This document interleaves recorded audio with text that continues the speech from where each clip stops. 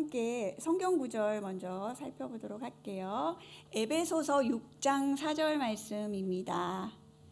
네, 함께 읽겠습니다. 시작. 또 아비들아 너희 자녀를 노엽게 하지 말고 오직 주의 교훈과 훈계로 양육하라. 네, 한 구절 더 보겠습니다. 잠언 29장 18절입니다. 시작. 묵시가 없으면 백성이 방자히 행하거니와 율법을 지키는 자는 복이 있느니라. 네. 에베소서 6장 4절 말씀에는 저희 부모들이 자녀를 노엽게 하지 말라라고 이야기하고 있고요. 또 주의 교훈과 훈계로 양육하라고 되어 있습니다. 이 말을 조금 쉽게 해석을 하면 자녀를 노엽게 하지 말라라고 하는 건 자녀로 하여금 감정적으로 상하지 않도록 사랑을 많이 주어라 라는 말로 볼 수 있을 것 같아요. 그리고 또 주의 교훈과 훈계로 양육하라 라고 하는 건 하나님의 말씀으로 자녀를 잘 훈련시켜라, 디서플린 해라 라는 말로 해석할 수 있을 것 같아요. 제가 저희 딸한테 너는 나중에 결혼을 하면 자녀를 어떻게 양육하고 싶니? 라고 물었더니 자기는 사랑을 많이 주고 싶대요. 그리고 그 다음에 잘 가르치고 싶다고 얘기하더라고요. 에베소서 6장 4절에서 나오는 말을 그대로 저희 딸이 이야기하는 걸 들었는데요. 아마 여러분들도 다 마찬가지일 거예요. 자녀를 정말 사랑하고 싶고 또 그러면서도 그 아이가 바른 길을 갈 수 있도록 잘 가르치고 싶은 것이 부모의 마음일 것 같아요. 하나님 아버지도 저희에게 그렇게 하기를 원하시는데 어떻게 그렇게 할 수 있을까? 그것을 잘 아는 것이 중요하지 않을까라는 생각이 듭니다. 잠언 말씀에 저희가 같이 읽었는데요. 묵시가 없으면 백성이 방자히 행한다라고 되어 있어요. 영어 성경으로 보면 여기에 묵시가 레벌레이션이라고 되어 있는 데도 있고 또 비전이라고 되어 있는 데도 있어요. 하나님의 계시 또는 하나님의 꿈이 없는 백성은 제한 없이 여기 영어로 보면 the people cast off restraint라고 되어 있어요. 제한 없이 마음대로 산다고 되어 있죠. 그래서 하나님의 진리의 말씀으로 꿈과 비전을 가진 사람은 행복하게 또 축복을 누리면서 살아간다라고 말씀에서 하고 있습니다. 그래서 저는 이 말씀을 바탕으로 자녀를 키우는 데 있어서 가장 중요한 것 중에 하나가 바로 비전을 가지는 거라고 생각을 합니다. 우리 교회도 우리 교회만이 가지고 있는 비전이 있잖아요. 그렇죠? 아까 저희가 같이 복이 되는 교회 해서 5가지가 있는데요. 이 비전을 우리 교회만 독특하게 가지고 있으면서 이 비전을 이루기 위해서 구체적인 계획들을 세워서 이 교회가 방향성을 가지고 나아가는 거죠. 그것처럼 자녀를 키우는 데 있어서 가장 중요한 것 중에 하나가 저는 비전을 가지는 거라고 생각합니다. 자녀를 향해서 비전을 가지는 거다. 근데 많은 부모들이 어린 시절에 나의 못다 이룬 꿈을 내 자녀가 이루어 주기를 바라시는 분들이 있어요. 그래서 나는 집이 너무 가난해서 내가 그토록 음악을 배우고 싶었는데 못 배웠으니까 나는 내 자녀에게는 음악을 꼭 가르치리라 이러시는 부모들이 있으세요. 여기에서 비전을 가져라라고 하는 것은 나의 못다 이룬 꿈을 내 자녀가 대신 이루어 주기를 바라는 그런 비전이 아닙니다. 여기에서의 비전은 하나님이 그 자녀를 향해서 가지고 있는 비전을 자녀를 보면서 부모가 알아차리고 그 비전을 같이 품고 기도해주며 그 비전을 향해서 나아갈 수 있도록 도와주는 것이 바로 비전을 가지는 것이다 라고 볼 수 있을 것 같아요. 제가 그 첫째 아이를 낳고 나서 둘째 아이를 낳으러 한국으로 갔어요. 그런데 어느 날 누가 띵동하고 문을 똑똑하더라고요. 보니까 어떤 되게 젊은 여성분이 저희 집을 방문을 했어요. 그리고는 그때 제 아이가 한 돌하고 3개월밖에 안 됐거든요. 너무 어리죠. 완전 아기인데 저한테 그러는 거예요. 아기가 몇 살이에요? 물어보길래 지금 한 15개월 정도 됐는데요. 이렇게 얘기를 했더니 그분이 15개월인데 아직 영어 공부를 안 가르치세요? 그렇게 질문을 하더라고요. 그 질문에 갑자기 머리가 띵 맞는 것 같았어요. 내가 벌써부터 애를 교육을 잘 시켜야 하는 건가? 내가 너무 늦은 건가? 갑자기 그 생각이 들었어요. 그리고 그런데 그냥 그분을 그냥 보내고 나서 혼자 이렇게 생각을 잠깐 했는데요. 저는 그 15개월 아이에게 영어 공부를 시킬 생각이 전혀 없었는데 어떤 분이 갑자기 방문을 해서 그 얘기를 하니까 나도 모르게 그 부분에서 영향을 받는 것을 알게 됐어요.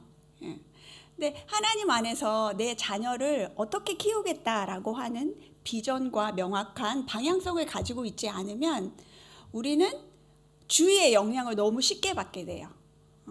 요즘 우리 한국에 아마 유튜브에서 보신 분들이 있을 텐데 7세고시라는 거 들어보신 적 있으신가요? 네. 7세고시가 뭐냐면 강남에 아주 유명한 영어 학원을 보내기 위한 고시예요. 왜 고시냐? 경쟁률이 너무 높기 때문에. 그 학원에 들어가면 이제 앞으로 그 아이의 미래가 이렇게 창창하게 좋은 대학까지 이어질 수 있다라고 많은 부모들이 믿고 있기 때문이에요.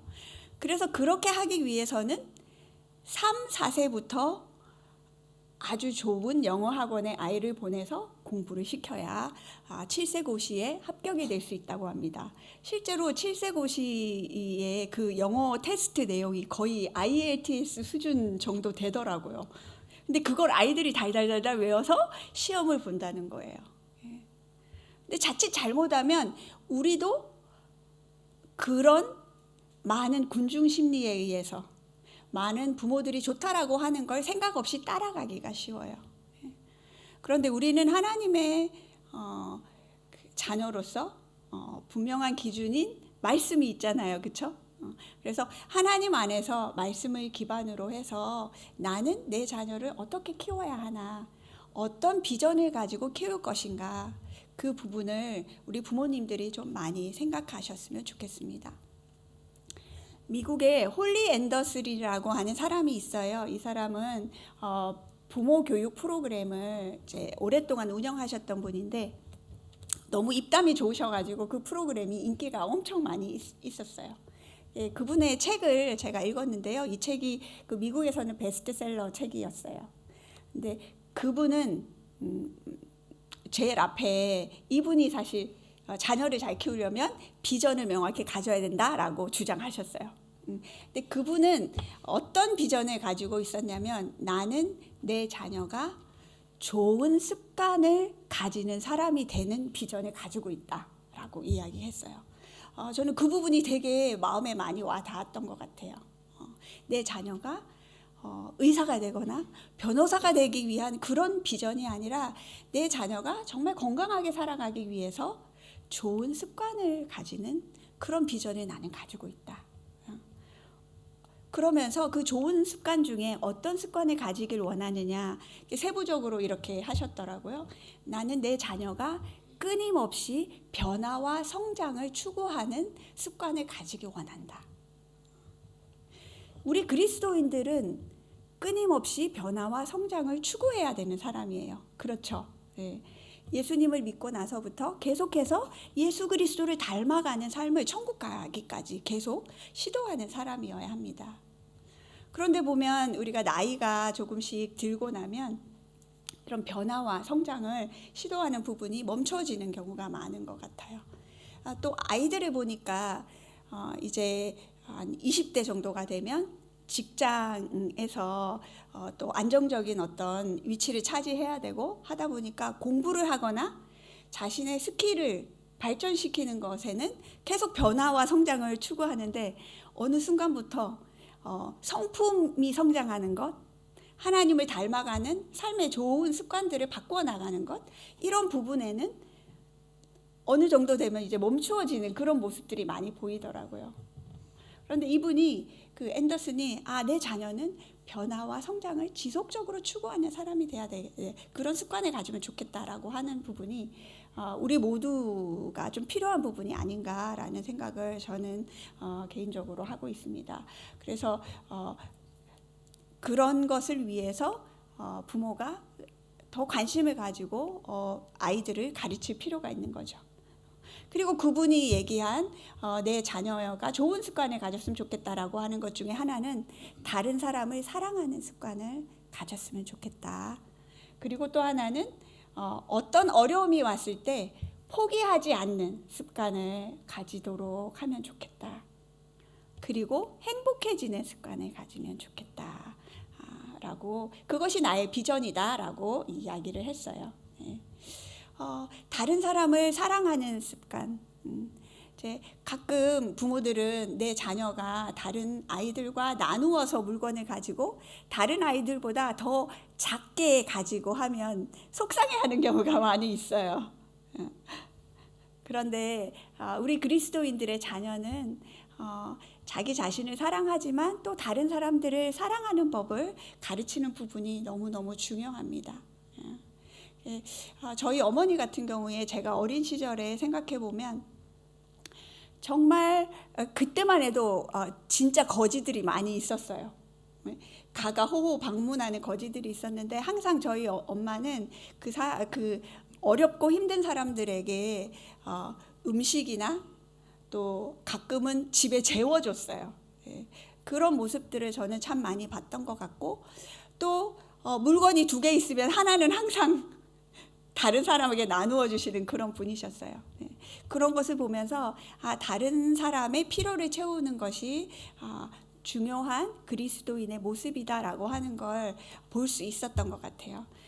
우리 아이들이 다른 사람을 사랑하는 법을 배우게 하는 것 좋은 부분이 아닌가라는 생각을 하게 됩니다.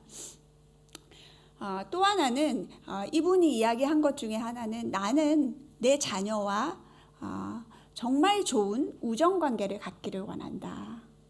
그래서 어떤 어려움이나 힘든 상황이 되었을 때 그것을 함께 나누고 공유할 수 있는 그런 관계가 되기 원한다 라는 이야기를 했어요.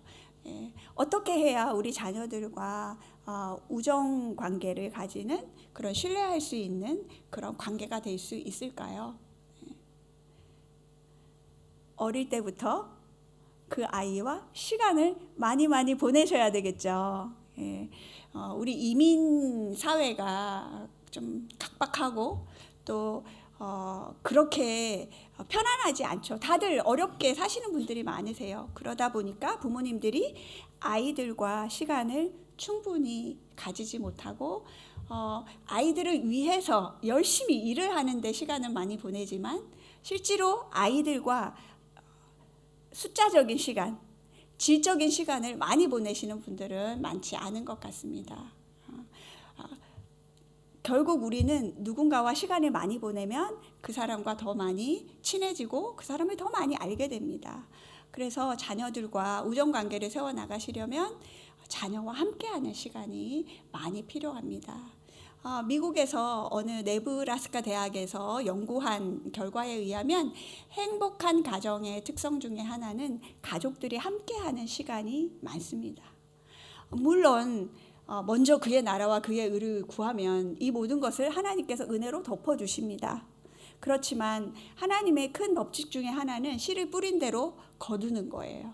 그래서 자녀들과 시간을 함께 많이 보내셔야 그 아이들과의 관계가 더 좋아질 수 있고 그 아이들에게 영향력을 끼칠 수 있는 부분들이 더 많아집니다. 그래서 가끔 바쁘시더라도 시간을 내셔서 아이 한 명씩과 데이트도 좀 하시고요. 저희는 아이가 6명이잖아요. 그래서 한 명씩만 한 달에 한 명씩 데이트해도 1년에 2번밖에 못해요. 네. 요즘은 이제 아이들이 좀 많이 커서 하지 않지만 아이들이 좀 어릴 때는 한 번씩 1대1 데이트를 했어요. 그러면 아이들이 너무너무 좋아해요. 저희는 아이들이 많으니까 가끔 아이들이 엄마 Who is your favorite? 이라고 물어봐요. 누가 엄마가 제일 좋아하는 애야? 이렇게 물어볼 때가 있거든요. 근데 이렇게 1대1 데이트를 하면 저의 관심이 한 아이에게만 있잖아요. 그러면 그 아이는 그 시간을 통해서 내가 정말 엄마 아빠에게 사랑받는 귀한 사람이구나 라고 생각할 수 있고, 또 평소에 나누지 못했던 이야기들을 함께 나누면서 훨씬 더 친밀감이 강해지는 것을 경험하게 됩니다. 그래서 이런 우정관계를 갖는 것 너무 중요하다라고 볼 수 있는데요. 이분이 이렇게 비전을 가진 것처럼 여러분도 내 자녀를 위해서 나는 어떤 비전을 가져야 할까 하나님 앞에서 좀 고민하면서 자녀 양육을 위한 나의 비전을 이렇게 좀 만드시면 좋지 않을까라는 생각이 듭니다. 최근에 제가 본 영화 중에 더 힐스라고 하는 영화가 있어요. 혹시 보신 분 계신지 모르겠는데 시간 나시면 다음에 꼭 보시면 좋겠어요. 어떤 이야기냐면 부모님이 교회 목사님이세요. 부모님이 교회 목사님인데 자녀를 키우면서 그 자녀가 꿈을 이루어 나가는 그런 스토리의 이야기입니다. 그런데 이 주인공의 아이는 태어났을 때부터 제대로 걷질 못했어요. 그래서 항상 다리에 보조기를 이렇게 끼고 살아야 하는 아이였어요.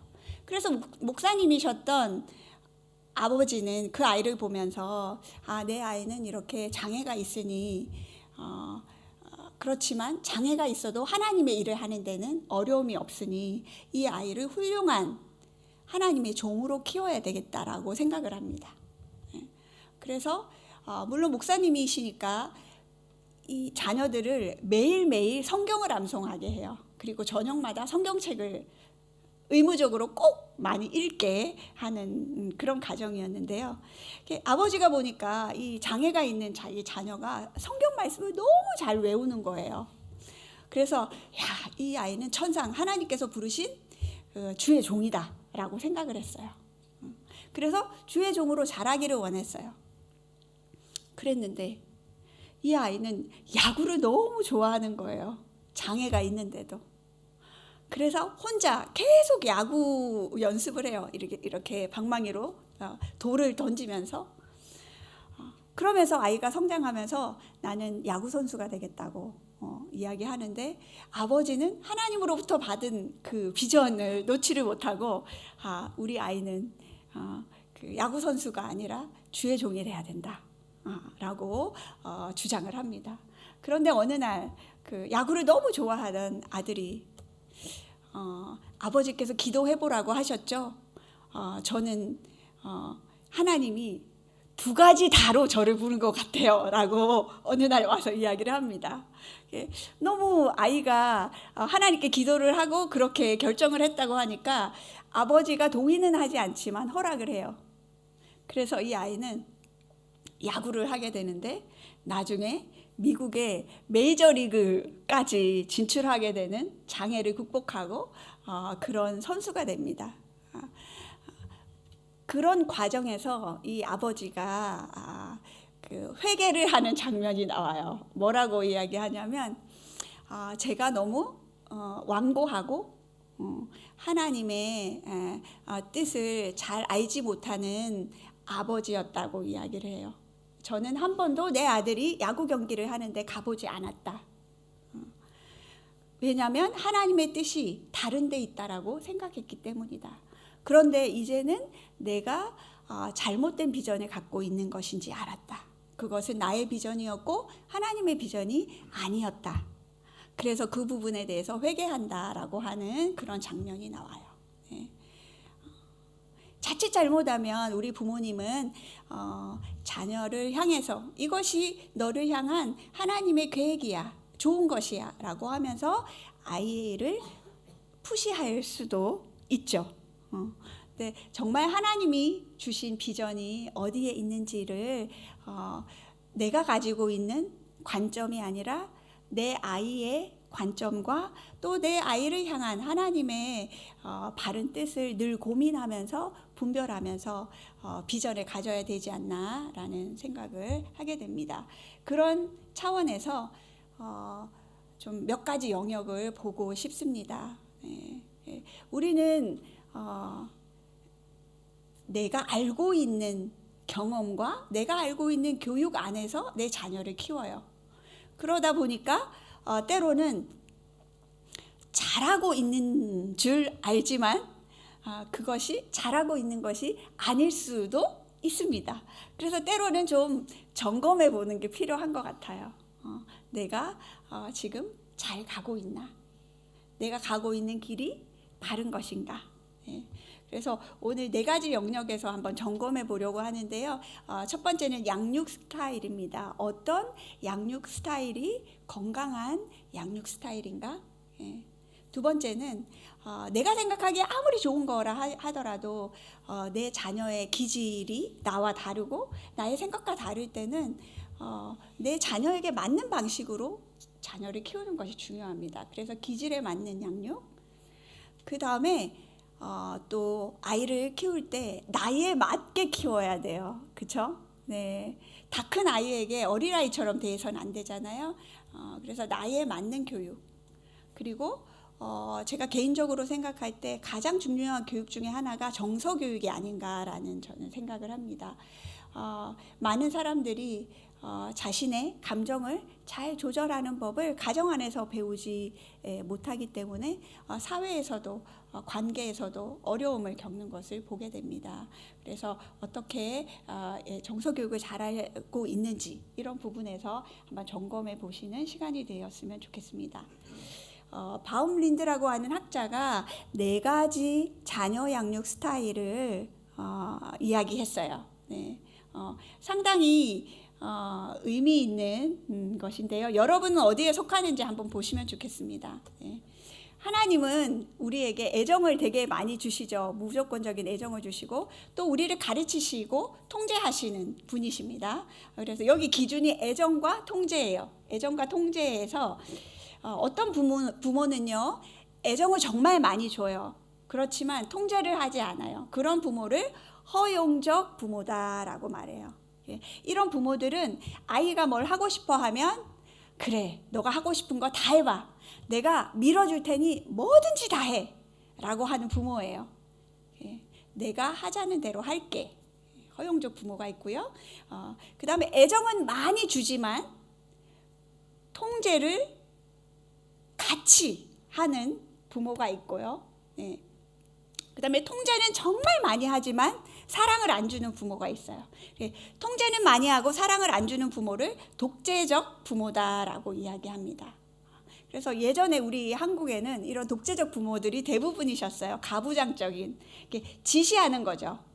오늘 공부해, 청소해, 오늘은 교회 가야 돼, 이렇게 명령으로 지시적으로 하시는. 물론 그런 분들도 마음에 사랑은 없진 않으셨어요. 사랑이 분명히 있으셨어요. 그런데 그 사랑이 표현이 되지 않았던 거죠. 네, 그래서 이런 부모는 독재적 부모입니다. 그리고 애정도 없고 통제도 안 하는 부모가 있어요. 그런 부모는 방임적 부모다라고 하는데요. 보통 좀 사회적으로 계층이 조금 낮으시고 중독이 있으시거나 좀 그런 부모, 그런 가정 안에서 이런 방임적인 형태가 많이 나타납니다. 그래서 지지도 안 해주고 통제도 하지 않아요. 네 삶은 네가 알아서 해 라고 하는 그런 스타일입니다. 제일 좋은 건 뭘까요? 네, 민주적인 authoritative라고 되어 있는데요. authoritative 되어 있는데요. 애정도 많이 주고 통제도 적절히 하는 부모가 가장 좋은 부모다. 처음에 말한 것처럼 사랑도 많이 해주고 훈계도 잘해주는 부모가 좋은 부모다라는 거예요. 저는 좀 방임적이면서 독재적인 가정에서 좀 자랐던 것 같아요. 부모님이 목사님이다 보니까 이렇게 해야 된다라고 하는 얘기를 참 많이 들었던 것 같고요. 그러면서 부모님이 늘 바쁘고 일도 많이 하시다 보니까 내일은 내가 알아서 해야 되는 이런 부분들이 어린 시절에 많이 있었던 것 같아요. 그러다 보니까 그게 되게 싫었던 것 같아요. 특히 이렇게 해야 돼라고 저를 억압하는 부분이 너무 싫다 보니까 나는 나중에 자녀를 키우면 다 허용하는 부모가 돼야지라고 반대로 했던 것 같아요. 그래서 실제로 자녀를 키울 때 민주적으로 해야 되는데 허용적으로 했던 적이 상당히 많이 있었던 것 같아요. 그래서 지금은 허용적인 것에서 민주적으로 좀 많이 가 있는 상태가 아닌가 싶은데요. 여전히 좀 허용적으로 될 때가 좀 많이 있는 것 같습니다. 네. 자, 그럼 이렇게 키우면 어떻게 되나 한번 보도록 할게요.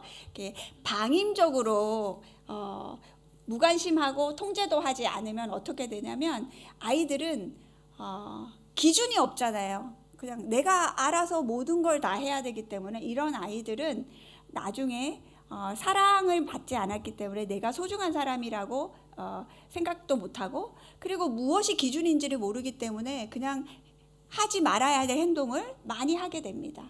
그래서 이런 아이들은 나중에 자기 통제력이 되게 부족하게 되고요. 중고등학생이 되면 비행 청소년이 될 수 있는 확률이 큰 아이들이 됩니다. 그리고 어떤 정신 건강에 있어서도 좀 문제가 많이 있을 수 있는 그런 스타일이 됩니다. 방임적으로 키우면 자유로울 것 같지만 오히려 이렇게 되면 독립성이 더 없고요. 안 좋은 사람들도 막 그냥 따라갈 수 있는 그 의존적인 그런 특성을 가질 수 있게 됩니다. 그리고 두 번째로 독재적으로 키우게 되는, 부모가 원하는 방식대로 따라와 라고 하면서 키우게 되면 어떻게 되냐면 이런 아이들은 대체적으로 학교 성적이 좀 좋은 편입니다. 우리 한국의 부모들이 예전에 이렇게 키웠기 때문에 아이들이 공부를 대체적으로 열심히 하고 이렇게 매대고 강압적으로 하는 부모 밑에 불효자 없다 이런 말도 그래서 생겨났습니다. 그래서 이런 아이들은 공부도 좀 잘하는 편이고 상당히 비행 행동도 하지 않습니다. 순종적이에요. 그렇지만 좀 억압이 있기 때문에 내면이 행복하지 않아요. 그래서 이런 아이들도 나중에 크면 정신질환의 이슈가 높을 수 있습니다. 그리고 시키는 대로 살았기 때문에 자존감이 낮을 수 있습니다. 그 다음에 세 번째로 허용적인 부모 밑에서 자란 사람은요, 부모가 사랑은 많이 보여주지만 통제를 하지 않아요. 이런 사람들은 되게 독립적이고 자기가 뭐든지 할 수 있다라고 생각을 합니다. 그렇지만 실제로 비행 행동도 할 수 있고요. 왜냐하면 제재를 가하지 않기 때문에. 그리고 뭐든지 새롭게 시도하다 보면 실패도 많이 하게 되고요. 좀 제멋대로인 사람이 많습니다. 그 TV에 어느 날 어느 배우가 나왔는데 상담을 받으러 왔어요. 근데 왜 상담을 받으러 나왔냐면 결혼을 4번을 했대요. 근데 이분의 스토리를 들어보니까 부모님이 완전 허용적이었어요. 본인이 원하는 걸 다 해줬대요. 그래서 너무너무 어린 시절에 행복하고 좋게 자랐어요. 그런데 뭐가 없죠? 제한이 없어요. 바운더리가 없어요. 그러다 보니 결혼을 해도 어떨까요? 배우자와의 관계 안에서 상대방을 배려하지 않고 자기가 원하는 대로 살아가다 보니 결혼 관계가 계속 깨어질 수밖에 없었던. 그래서 허용적인 부모 밑에서 자란 아이들은 이렇게 됩니다. 그래서 정말 제일 좋은 것은 민주형으로 자녀에게 요구하고 가르칠 것은 하고 그러면서도 사랑을 많이 주는, 그럴 때 아이들은 어떤 행동은 하면 되고 어떤 것은 하면 안 되는지를 명확한 기준을 배우게 되고요. 그러면서도 자기 자신을 사랑하게 돼요. 그래서 자존감이 높고 또 학교 성적도 높을 수 있고 또 책임감도 많이 가지게 됩니다. 그런데 이게 내가 이렇게 하고 싶다고 해서 되기보다는 나도 모르게 나의 부모로부터 배운 방식으로 내 자녀에게 교육하는 경우가 대부분입니다. 그래서 여러분 한번 생각해 보시면 좋을 것 같아요. 나의 어린 시절에 우리 부모님은 나를 어떤 식으로 양육했고 그 영향력으로 나는 지금 내 자녀들을 어떻게 양육하고 있나를 한번 살펴보시고 자신을 좀 점검하시면 좋을 것 같아요. 그래서 부모로부터 물려받은 방식대로 자녀를 양육하는 것이 아니라 하나님이 기뻐하는 방식대로 자녀에게 사랑을 주지만 자녀에게 옳고 그른 것을 잘 가르쳐주는 그런 부모님으로 기도하시면서 나아가시면 좋겠습니다. 자, 두 번째로 아이를 키울 때 되게 중요한 부분이 아이의 기질을 잘 파악하는 거예요. 내 아이는 어떤 기질을 가지고 있을까? 대부분 부모의 기질을 닮는 경우가 많이 있겠죠.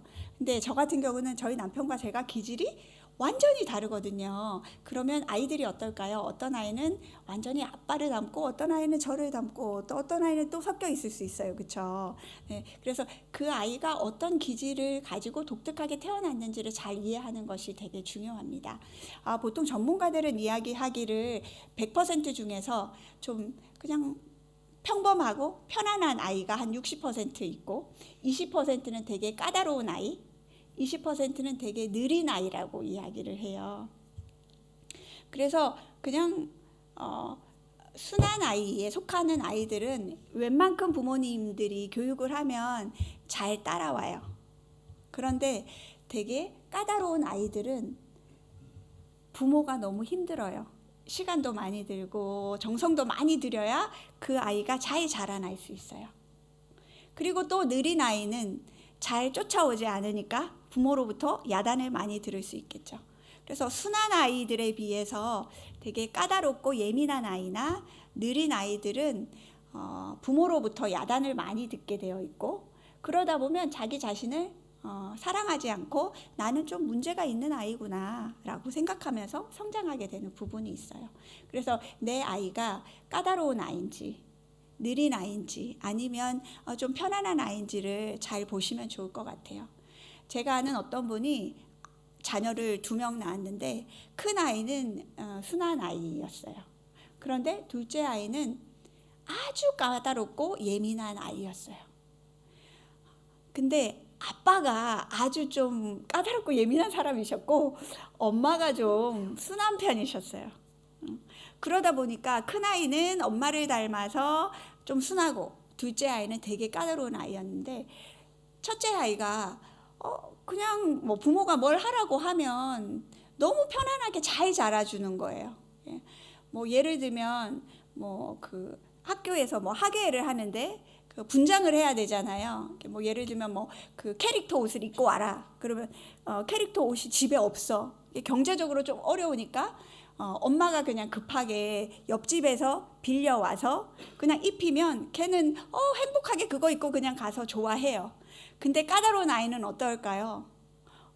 엄마 왜 이런 옷을 빌려왔어? 이 옷 안 입어. 이렇게 이야기하는 거죠. 엄마가 뭘 해주면 이거 맛없어.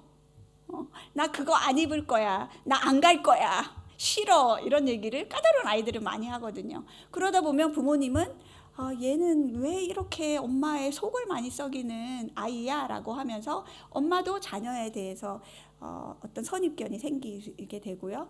또 아이도 엄마가 싫어하는 모습을 보면서 내가 문제가 있는 아이구나 라는 생각을 갖게 됩니다. 그러다 보니까 이 집에 둘째 아이는 어릴 때부터 야단을 되게 많이 들었어요. 특히 까다로운 아버지로부터 야단을 엄청 들었어요. 첫째 아이는 순하다 보니까 그냥 공부도 시키면 잘 따라와요. 그래서 나중에 대학도 좋은 데 가고 공부도 잘했어요. 근데 둘째 아이는 중간에 한번 전학을 했는데 전학을 하니까 또 학교에 적응을 못해요. 화장실에서 막 밥을 먹고. 그런 예민함을 가지고 있는 아이이기 때문에 어릴 때부터 이 아이의 기질을 잘 알고 그 아이의 필요에 잘 귀를 기울이고 그 아이의 성향을 맞추어 주었어야 되는데 그것을 잘 알지 못하는 부모는 큰아이에게 했던 것처럼 그 아이에게 했더니 결국 나중에는 이 아이가 크면서 우울증이 오고 우울증이 나중에 심해지면서 약간 조현병 같은 증세까지도 발전하게 되는 그런 케이스가 있었습니다. 그래서 아이들을 바라볼 때 하나님이 다 다르게 만드셨잖아요. 그렇죠? 네, 우리 교회 안에서도 다 다른 성도들이 함께 모여서 그리스도의 한 몸을 이루는 것처럼 이 아이들이 다 다르기 때문에 내가 낳은 아이라고 해서 다 똑같을 거라고 생각하시지 마시고 내 아이가 어떤 기질을 가지고 있느냐를 잘 파악하시면 좋습니다. 그 한국의 그 상담소에서 가장 많이 쓰는 아이들의 성격과 기질을 테스트하는 검사지가 TCI라고 하는 것이 있어요. 되게 그냥 한 30분이면 검사할 수 있는 그런 도구인데요. 부모님들은 한 번쯤 내 아이의 기질을 잘 모르겠어라고 하시는 분들은 이렇게 상담사를 찾으시거나 하셔서 이런 검사를 한번 해보시는 것도 좋아요. 그러면 나는 이런 기질인데 내 아이는 이런 기질이구나. 그래서 그러면 나는 이런 부분을 조금 배려해서 아이를 키워야 되겠다라고 생각하실 수 있겠죠. 근데 이 TCI라고 하는 검사지에서는 이제 아이들을 분류할 때 이렇게 4가지 영역을 가지고 분류를 하는데요. 어떤 아이들은 자극을 아주 많이 추구하는 걸 즐거워하는 아이들이 있어요. 이런 기질을 가지고 있는 아이들은 새로운 것을 시도하는 걸 두려워하지 않아요. 재밌어해요. 그래서 좀 되게 모험심이 있고 새로운 것을 막 하고 싶어하는 이런 아이들이 자극 추구 성향이 많은 아이들이에요. 그에 비해서 어떤 아이들은 위험 회피 성향을 가지고 있는 그런 기질을 갖고 있는 아이들이 있어요. 이런 아이들은 어떤 아이들이냐면 무조건 새로운 것을 싫어해요. 아는 것도 돌다리도 두들겨가면서 혹시 저거 하면 나쁜 일이 생기지 않을까? 위험하지 않을까? 이런 걸 항상 생각하는 그런 기질을 가지고 있습니다.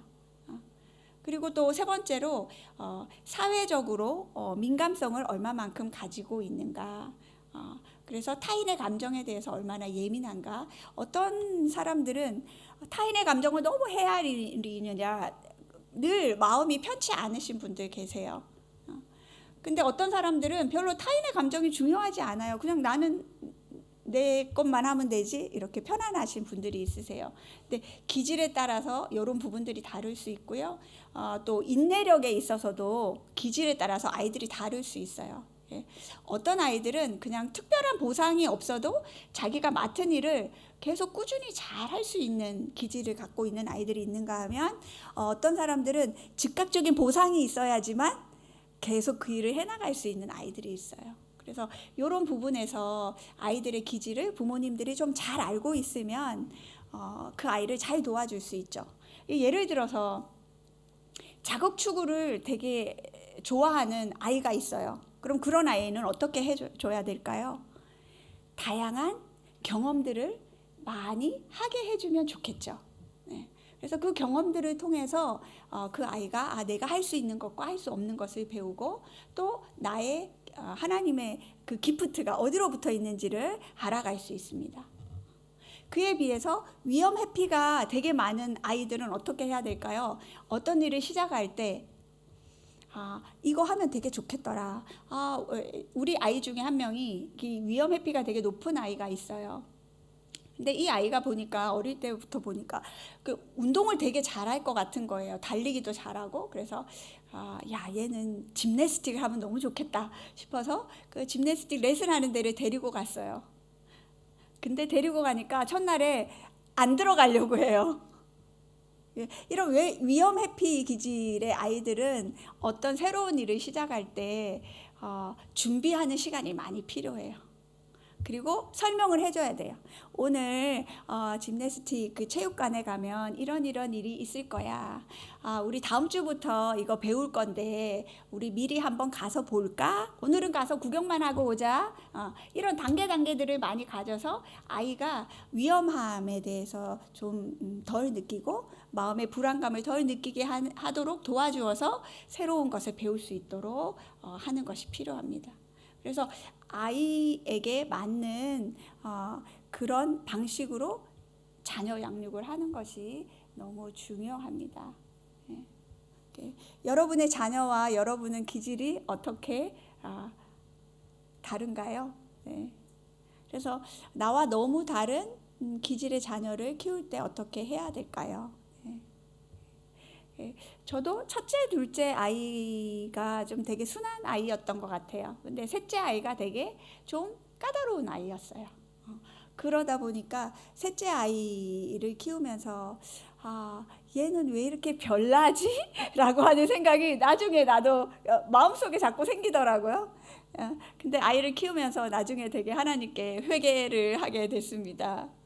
이 아이가 나와 너무 다른 기질을 가지고 있었기 때문에 그런 것인데 내가 모르고 이 아이를 너무 판단하고 내 방식으로만 키우려고 했구나라는 생각을 많이 나중에 하고 지금은 감사하게도 하나님의 은혜로 잘 자란 딸이 되었습니다. 다음으로 이제 아이를 키울 때 나이에 맞게 키워야 돼요. 네. 우리 한국 부모들은 나이에 맞게 키우기는 하는데 조금 반대로 키우는 경향이 있으신 것 같아요. 네. 아이를 키울 때요, 0세에서 5세를 키우실 때 제일 통제를 많이 하셔야 돼요. 근데 0세에서 5세 아이를 키울 때는 아이들이 너무 예쁘잖아요. 그냥 막 보기만 해도 너무 사랑스러워. 그러다 보니까 아이가 하고 싶은 대로 다 들어주고 싶어요. 그래서 명확한 경계선과 규칙을 알려주지 않는 부모들이 많습니다. 그런데 3살 버릇이 80까지 간다는 말이 있죠. 네. 어릴 때 교육이 진짜 중요해요. 그래서 0세에서 5세의 아이들에게 무엇을 해야 되고 무엇을 하지 말아야 되는지를 명확하게 가르쳐줘야 됩니다. 그래서 그건 하면 안 돼 라고 명확하게 알려주는 것이 어린 시절에 필요합니다. 그래서 0세에서 5세 때는 조금 지시를 해도 돼요. 이것은 하면 안 되는 거야. 이것은 잘하는 거야. 그렇죠. 너무 강압적으로 해서는 안 되겠지만 명확하게 지시하는 것이 이때 필요합니다. 0세에서 5세. 네. 실제로 보니까 제가 0세에서 5세 때 아이에게 이것은 명확하게 해야 돼, 안 해야 돼를 잘 가르친 아이가 훨씬 더 나중에 그 질서를 잘 지켜요. 네. 0세에서 5세 때 그냥 얘는 막내니까 그냥 내버려둬, 예쁘잖아 이렇게 하니까 지금 14세가 됐는데도 잘 안 하더라고요. 네. 그런 부분이 있습니다. 그래서 0세에서 5세 때 명확하게 아이들을 잘 가르쳐야 돼요. 뭐 특별히 갓난 아기 때 그런 건 아니지만 아이들이 요즘 아이들은 똑똑해서 거의 한 1세 넘어가면서 말도 이제 하고 부모님의 이렇게 눈치를 벌써 보거든요. 그래서 그때부터 해야 되는 것과 하지 않아야 되는 것을 친절하게 잘 지시적으로 가르치시는 것이 필요하고요. 그다음에 6세에서 12세 아이를 키울 때는 이제 지시하는 것이 아니라 이제는 지도를 하셔야 돼요. 운전으로 따진다면 0세에서 5세 아이들에게는 운전을 어떻게 해야 되는지를 보여주는 것이 필요한 거고요. 그 다음에 6세에서 12세 아이들은 이제 운전하는 법을 직접 가르치는 단계라고 보시면 되겠습니다. 그래서 부모님이 통제를 하시지만 아이들에게 계속 가르치는 그런 단계예요. 그래서 6세에서 12세 아이들을 키우실 때는 다양한 경험을 많이 하게 하고 그 경험을 통해서 아이들이 어떤 것은 하면 되고 하지 않아야 되는지를 알게 해주시는 것이 필요합니다. 그리고 13세에서 19세는요, 이제 지원만 해주시고 아이가 초보 운전을 하도록 그냥 허용해 줘야 되는 시기예요. 그런데 우리 한국 부모들은 13세 이제 사춘기 시기잖아요. 이 사춘기 시기부터 오히려 더 아이들을 잡는 경향이 있으세요. 한국에서는 이제 입시를 준비해야 되니까 공부를 해야 되니까 그때 시기에 되면 더 많이 아이들에게 공부하라 잔소리하시고 밤에 일찍 와라 잔소리하시고 그렇게 하시죠. 그런데 이 시기는 이제 격려하고 피드백을 주고 조금 아이와 거리를 두어야 되는 시기예요. 근데 많은 부모들이 오히려 그때 더 아이들을 잡는 경향이 있으세요. 그래서 아이들을 잘 키우시려면 어릴 때, 가장 어릴 때 제일 많이 지시를 하시고 그 다음에는 가르치시고 그 다음에 10대 때는 그 아이가 이제 스스로 결정하고 생각할 수 있도록 옆에서 지원만 해줘야 되는 시기라고 볼 수 있어요. 그래서 아이들이 부모님을 찾을 때 옆에서 조언을 해주실 수 있고 지원을 해줄 수 있어야 합니다. 그리고 이제 20세 이상이 됐다. 그러면 이제 성인 자녀잖아요. 그렇죠? 이제는 다 컸어요. 20대가 넘어갔는데 이제 통제하려고 하시는 것은 완전히 내려놓으셔야 됩니다. 네. 20세 이상의 자녀와 같이 사시는 분들은 이때의 목표는 통제를 안 하는 거예요. 다만 성인으로서의 우정관계를 유지하는 것이 20세 이상의 부모님이 해야 되는 역할이다라고 볼 수 있겠습니다. 예, 여러분은 여러분의 자녀가 지금 나이가 어떻게 되는지 모르겠는데요. 네, 한번 돌아보시면 좋을 것 같아요. 그래서 내가 지금의 내 아이들을 어떻게 잘 가르쳐야 하나 라고 생각해 보시면 좋겠습니다. 마지막으로 제가 아까 말씀드렸던 정서 교육에 대해서 좀 이야기하고 싶은데요. 아이들은 처음 태어나고 나면 이성적인 생각을 잘 하지 못하고 정서로 소통하죠. 그렇죠? 그래서 그 정서를 가지고 소통을 하는데 나중에 성장하면서 정서로 소통을 하면 되나요? 아니죠. 언어로 소통을 해야 돼요. 그렇죠? 그래서 그 정서를 어릴 때 잘 다스려서 언어로 표현하고 다른 사람과 소통하는 법을 잘 하도록 가르치는 것이 되게 중요합니다. 그래서 정서 교육이 한 사람을 성공적으로 이끌어 나가는데 또 관계를 잘 하면서 살아가게 하는데 너무너무 중요한데요.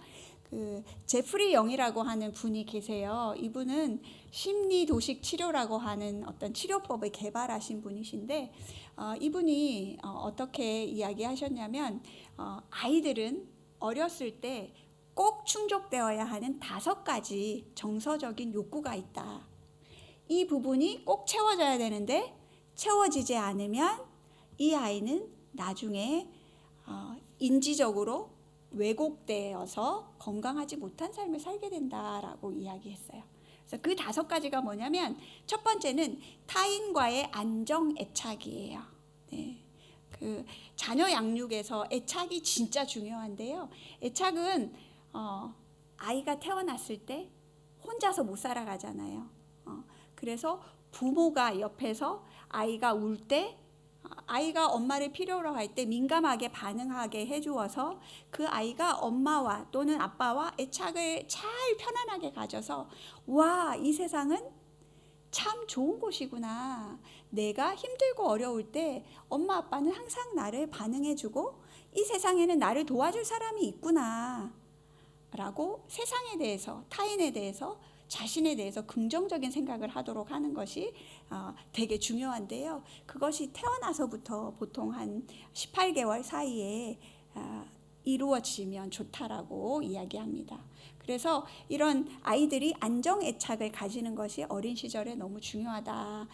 그것을 위해서 부모가 잘 반응해줘야 되고 아이의 필요에 그리고 아이를 많이 안아줘야 된다라고 이야기합니다. 그리고 2번째로 필요한 것은 아이가 어렸을 때 자율성과 유능성과 정체감을 잘 가져야 된다. 이거는 쉽게 얘기하면 부모가 아이에게 칭찬을 많이 해줘서 또 그 아이의 존재감에 대해서 인정해 줌으로 말미암아 나는 정말 멋진 사람이야, 나는 귀한 사람이야, 사랑스러운 사람이야 라고 생각하게 해줘야 되는 거고요. 또 유능성을 가지려면 아이가 어떤 좋은 행동을 했을 때 칭찬을 많이 해줘서 내가 이것을 할 수 있네 라고 느낄 수 있게 해줘야 된다는 거예요. 그리고 또 자율성은 뭐냐면 이제 18개월 넘어가면서 아이가 자꾸 뭔가를 해보려고 하잖아요. 온갖 거 다 만져보려고 하고 그럴 때 어느 정도의 자율성을 주어서 아이가 그것을 내가 할 수 있구나. 예를 들면 혼자서 밥 먹으려고 할 때 흘린다고 먹여주는 것이 아니라 혼자 먹어보게 해서 내가 할 수 있는 힘이 있구나 라고 생각하게 하는 그런 것들이 자율성입니다. 그리고 3번째로는 아이가 욕구와 감정이 있을 때 그것을 표현할 수 있게 해주는 것입니다. 그러려면 아이가 짜증을 내거나 화를 낼 때도 부모들이 그것은 부정적인 감정이니까 가지면 안 돼 라고 억압하는 것이 아니라 그 감정들을 잘 들어주고 공감해주는 것이 필요하다라는 이야기입니다. 예. 또 어떤 부모들은 아이들이 부정적인 감정이 있으면 그 감정은 항상 이유가 있거든요. 그냥 그 감정을 가지게 되는 것이 아니거든요. 근데 많은 부모들은 부정적 감정을 아이가 표현하면 그 상황이 불편하니까 빨리 그 아이의 관심을 다른 것에 돌리게 하거나 아니면 그 감정을 억압하게 하는 경우가 많아요. 근데 그렇게 되면 아이들이 내 감정은 중요하지 않나 보네 라고 생각하면서 자신의 감정을 누르면서 잘 돌아보지 않는 그런 아이가 됩니다. 그래서 부모님이 감정을 잘 헤아려주고 공감해주는 것이 중요하고요. 그 다음에 어릴 때 경험해야 되는 것이 자발성과 유희예요. 즐거움을 많이 경험해야 된다는 거예요. 그래서 아이들과 부모들은 아이들을 아주 어렸을 때부터 책을 읽어주는 것도 좋지만 더 중요한 건 그 아이와 놀아주는 거예요. 그래서 교회 안에서 아이들과 많이 놀아주는 것 그래서 되게 중요합니다. 저의 어린 시절을 돌아보면 저희는 장난감이 별로 없었잖아요. 근데 저희 주일학교에서 전도사님이 아이들과 진짜 잘 놀아주셨어요. 그러면 예배를 끝나고 나면 수요일 낮에 어린이 예배를 끝나고 나면 모두가 밖에 나가서 동네에서 이제 함께 노는 거예요. 그러면 한두 시간 막 땀 뻘뻘 흘리면서 뛰어놀고 술래잡기 하고 그런 오징어 달구지 이런 거 막 하고 그러고 나면 우리 주일학교 학생들이 서로 정말 함께 친해졌던 것 같아요. 그래서 이렇게 함께 놀아주는 것 아이들에게는 너무 중요한 부분이고요. 그 다음 마지막으로 현실적 한계 및 자기 통제를 아이들이 어릴 때부터 배워야 돼요. 이건 뭐냐면 바운더리를 잘 설정해 줘야 된다는 거예요. 해야 될 것과 하지 않아야 될 것을 명확하게 알려주어야 된다는 것입니다. 예를 들어서 아이가 쇼핑을 같이 간다. 그러면 가기 전에 미리 부모님이 오늘 쇼핑에 가서는 너가 좋아하는 과자는 다 하나만 살 수 있어 라고 미리 약속을 했으면 갔을 때 아이가 더 원한다고 해도 하나만 사주셔야 되는 거죠. 그래서 명확하게 어릴 때부터 아이가 무엇을 해야 되고 하지 말아야 되는지를 잘 가르치는 것이 필요하다. 어린 시절에 이런 정서적인 부분에서의 교육을 시켜주면 이 아이가 건강하게 클 수 있다라고 하는 것입니다. 그래서 이런 정서 교육을 잘 시키기 위해서 한국에 EQ, 정서 코칭, 정서 지능, 정서 지능을 함양하기 위해서 해야 되는 것이 정서 코칭인데 존 가트만 박사님이 이 부분을 아이들에게 전문적으로 체계적으로 해서 많이 시행을 했는데요. 아이들에게 감정 코칭을 하기 위해서 이렇게 하시면 좋다고 합니다. 첫 번째는 아이들이 어떤 부정적인 감정을 표현할 때 경험하고 있을 때 그것을 억압하거나 관심을 다른 데 돌리는 것이 아니라 이 순간이 내 아이와 친해질 수 있는 좋은 기회구나 라고 생각을 좀 전환시키라는 거예요. 그래서 무조건 부정적 감정을 안 좋게 보는 것이 아니라 이것이 내 아이와 친해질 수 있는 기회다라고 생각하면서 그 아이의 부정적인 감정을 잘 들어주시는 거예요. 그렇게 해서 그 아이와 연결된 감정을 같이 경험하시고요. 그래서 그 아이가 느끼고 있는 감정을 들어주시고 공감해 주시고 그리고 나서 함께 그 감정의 이름이 무엇인지를 붙여주시면 좋아요. 아이들은 아직 언어가 많이 어휘가 발달되지 않았기 때문에 감정의 이름을 붙이면서 아이가 어떤 감정이 있을 때 어떤 식으로 표현해야 되는지를 배우게 됩니다. 그래서 감정에 어휘를 붙이고 그리고 나서 마지막으로 그냥 감정만 공감해 주는 것이 아니라 그 아이가 느낀 좌절감을 문제 해결로 이어질 수 있도록 좋은 해결책을 같이 부모가 찾아주는 것까지 하는 것이 좋은 감정 코칭이다라고 이야기합니다. 그래서 이런 해결책을 찾을 때도 가능한 부모님이 직접적으로 가르쳐 주는 것이 아니라 다음에 똑같은 일이 생기면 어떻게 하면 좋을까? 너는 어떻게 하고 싶니? 라고 하면 아이가 다양한 아이디어를 낼 수 있잖아요. 그렇죠? 그래서 아이가 원하는 방식 중에서 가능한 해결책을 찾을 때 그 아이는 내가 어려운 문제가 있을 때 해결을 할 수 있는 사람이구나 라고 하면서 유능감을 갖게 됩니다. 자기 자신에 대해서도 더 자랑스럽게 생각하게 되고요. 그래서 아이의 감정을 잘 존중해서 이렇게 코칭해 주시면 정서적으로 아이가 잘 안정되고 자신의 감정을 잘 조절할 수 있는 그런 아이로 성장하게 될 수 있을 것 같습니다. 네. 자, 잠언 22장 6절 말씀에 우리 아까 전도사님께서도 앞에서 기도하셨는데요.